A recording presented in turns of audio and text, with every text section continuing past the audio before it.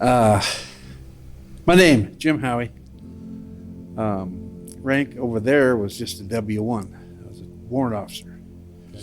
So how long were you there? Did you do more than one tour? No, I was there about almost 14 months. 14 months. I was saving up money for a nice vehicle when I got home. Okay. Okay. Wrote my dad that, and he says, heck with that vehicle, get yourself back here. And I was just about there anyway. Yeah. So I believe that was the first infantry division. I wasn't there too long, but we did some stuff. And then I went down to the 120th Aviation Attack Company, and then was there for 4 or 5 months. And then I went to the 34th Engineer Group in their aviation detachment, which was a small group of about 8, 9 helicopters. Okay. What kind of missions did you fly? What were your?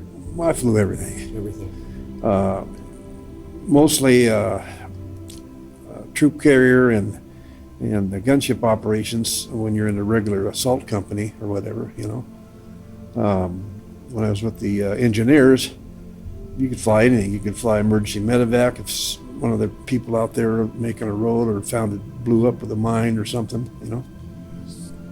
Thinking about Memorial Day, thinking about people that not only are veterans, but people who've been lost. Basically, Memorial Day is for those that have been lost.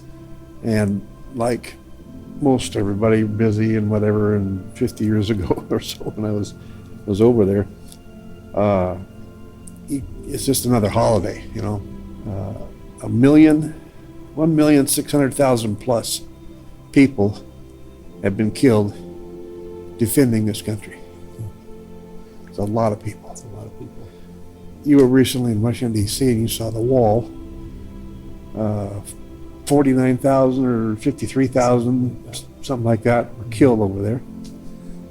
The biggest war, the biggest loss of life, was the Civil War. Yeah. Some 600,000 people, or soldiers, north and south, were killed. Yeah. And some civilians, I suppose, but I didn't know that, and it's just something to think about. Did you lose friends in Vietnam? There was one fellow that I was kind of thinking about. Walter Kohler.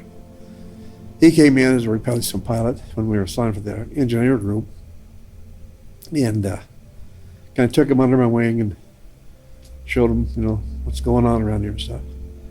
And it was only, he was probably the closest guy that I had of a friend. Huh. A really good buddy, so to speak. And it was, I de-roast out, headed for the States, and I find out a week later that he had, I don't know whether he was shot down or crashed or whatever. And it was, they call it aircraft incident, but he was killed. And I thought, I should have been there to help him. And I wasn't.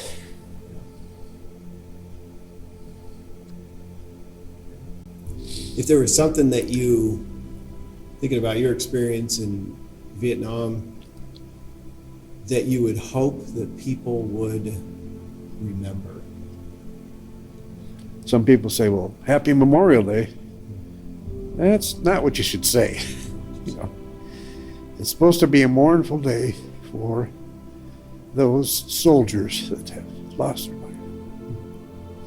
And you'll see on the cemeteries, they'll put up the little flag with the graves and everything. Now, there's not a connotation of happiness. It's kind of going to a funeral, Yeah. And it's, people that might think about that a little bit. Like I say. Well, on behalf of myself, and I think everybody probably who's watching this, thank you. Thank you for your service. Welcome. means a lot to us. Thank you. Yeah. Got these military plates on my car. Disabled veteran. People come up all the time and say, well, thank you for serving. I go, whoa. You know, first it kind of caught me off guard.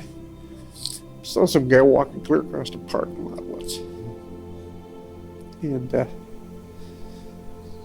he said that makes you appreciative.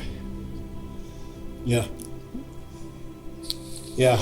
Because we have pretty good lives because of that. Millions of people who have given up theirs so that we could enjoy this. So, I can just say that the Lord must have had something else for me to do from the time I was over there, and a half a dozen other times driving down the road, near crash, near wreck or something in a car, you know, and everything. And I thank him for that. Gave me a great life.